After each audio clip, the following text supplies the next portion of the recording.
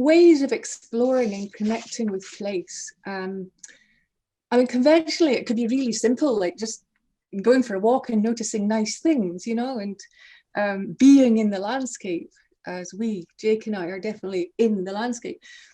But another stage is to sort of distill all that. Sometimes when you're out there, of course, there's such a lot of sensory information coming in through sight, sound, smell, taste, and touch, all these things coming in. And it's the visual sense tends to overwhelm other senses. So, you know, when you're sitting in the landscape, you know, to fully get something, you might need to close your eyes to, well, listen to the skylarks or touch the rough outline of a bark on a tree, or, you know, to fully get the smell from the coconut gorse, the coconut smell the gorse does have when it's in bloom.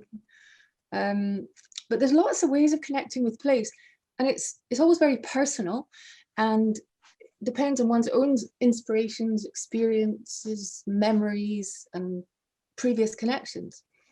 So, you know, for example, some of my own wanderings, yeah, these are the ways that you can connect: by encountering, by observing, by doing, by being. But some of my own desires to explore that feed into my work as an artist are following burns and rivers to their watershed sources. So it's a sort of journey following a river till it becomes a burn, and it gets smaller and smaller, and all these secret pools and soundscapes, till there's just a little stripe left on the hill and to the watershed. You know, for me, that's what I like to do, but that's just a personal connection. Some people might hate doing that kind of thing. Looking closely, whether it's from a sort of academic interest or a kind of mushroom spotting or foraging, or just wanting to get closer to the microcosmic world and study things closely. There's the nighttime environment where largely folk ignore the nighttime environment, but we've got some wonderful clear skies in this part of the world. And, you know, perhaps things sound different at night because your perception's slightly different in the dark. There's the repeated journey where you can make the same walk, for instance, every week. And so throughout the year, so this repeated journey creates a kind of awareness of the change of seasons and the change of weather and so on. So it's there's all sorts of different ways. This spontaneous thing where you just come across stuff. And this is another example of mine when in response to this COVID pandemic last year and the lockdown, which is a challenge to our generation like never before, I started kind of wandering in a different way. We're all supposed to wander from our house, and I was kind of doing that anyway, but I began kind of letting go and not following paths, just delving into the undergrowth, going from kind of whatever was in front of my nose, from birch tree to grassy hollow and so on, and then finding myself emerge on the moor, not really knowing how I got there. So it was like letting the landscape guide me as if I was part of it, led by it rather than imposing my path on it. And I came to realize that I was actually drawing on the hill with my boots, you know, and that was quite a nice feeling. And encountering, coming across the kind of unexpected things that you just happen upon. I found these primroses in the middle of this really dark kind of forest with nettles and dead trees, you know, it's such a joy. And then one day I walked into a painting because I was wandering through some birch, and I had this sudden jolt that I was in a very famous painting, but I didn't know what the painting was. It was quite a weird feeling. And I sent a picture of where I was to my pal, Alec, and he sent me back this. He says, this is the painting you were in. So there's all sorts of surprising things that can happen in a landscape, your interaction with the landscape. But there's also doing. For instance, this is Paul, a friend who's working on our new community path.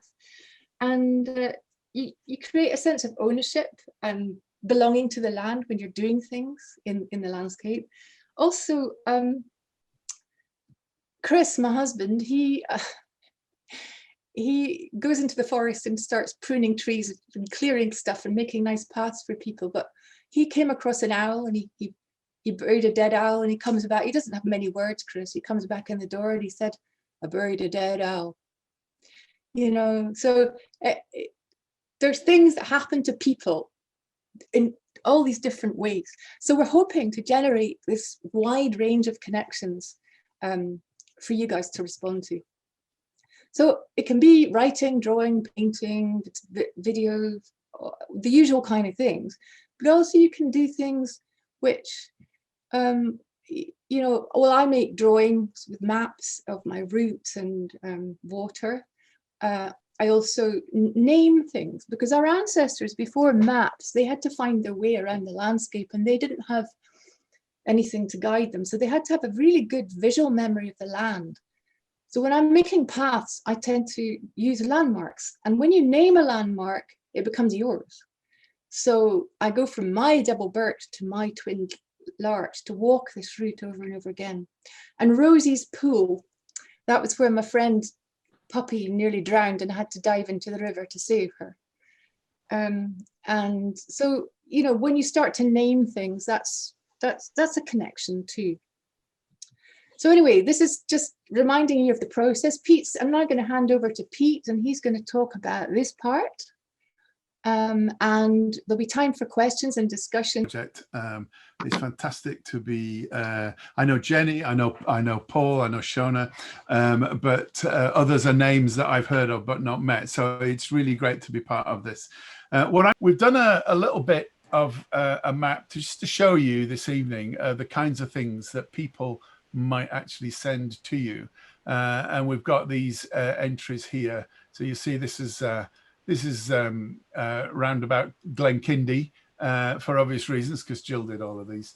And I went on a little walk down to Glenmick down here, which I'll show you later on. But this will give you an idea of the kind of things that you'll be able to consult to get the inspiration for the tune. So here's the first one, which is the Neolithic cairn. And Google Earth's a great thing for doing this, because you can play around zooming in. You can get really quite close to things and see that, yeah, it doesn't just say Neolithic cairn, but actually there is a Neolithic cairn there, and you can see it just by zooming in like that. When you click on that point, you will see on the right hand side comes up various bits of media that we've been talking about. And this media can be anything from a video, a photograph, an audio recording. It could be some text. It could be a scrap of a tune that someone has come up with, either in audio format, or it could be some manuscript paper with a tune on it, or it could be absolutely anything. But the idea being that we'll put it in here in this container so that we can gather them all together to give you the stimulus of what these people have actually found. So here we've got 3 audio recordings. I'll play this one,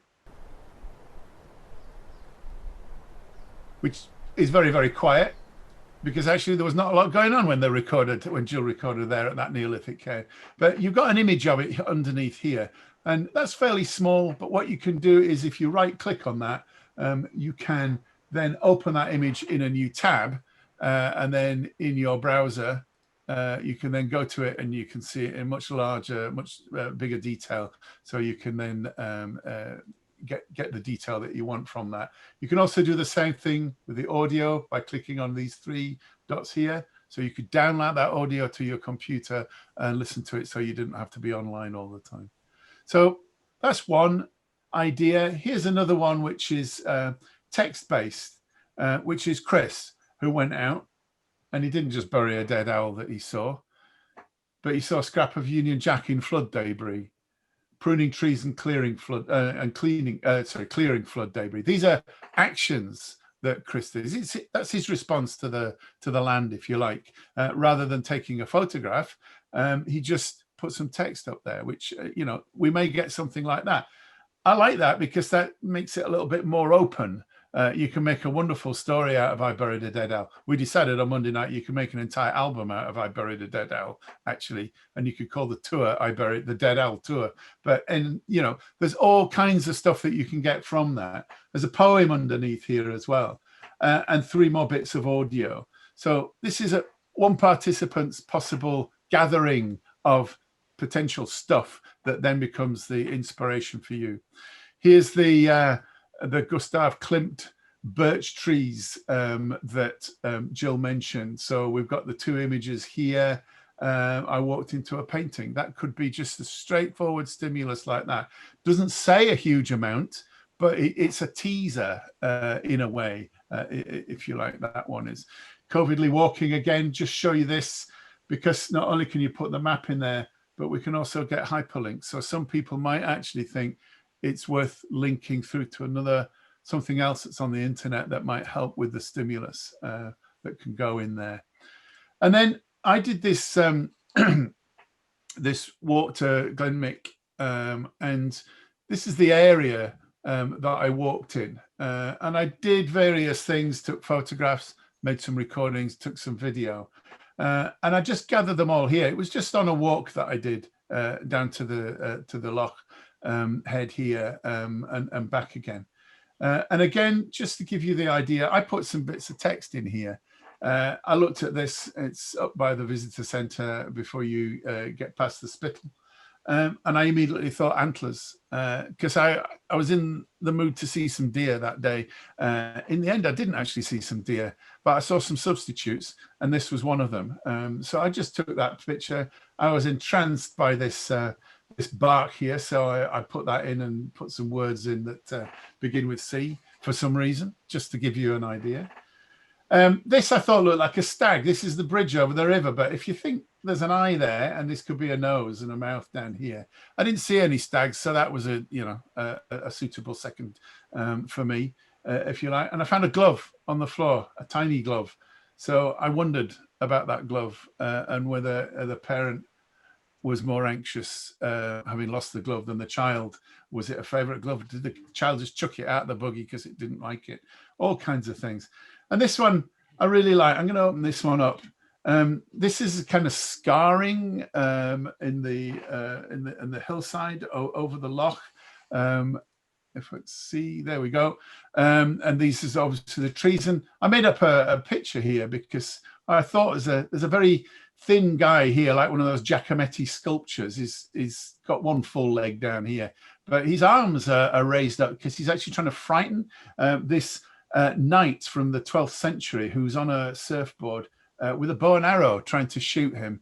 And that's just, it just came to me just by staring at it. But again, it's just, it's a possibility of a stimulus. And then there's some lovely stones that I took pictures of in the loch head. And then there's a little video here of a stream, which you can download by hitting these three dots here as well. So that's the idea for the gathering of the stimulus by the participants and how we'd present that.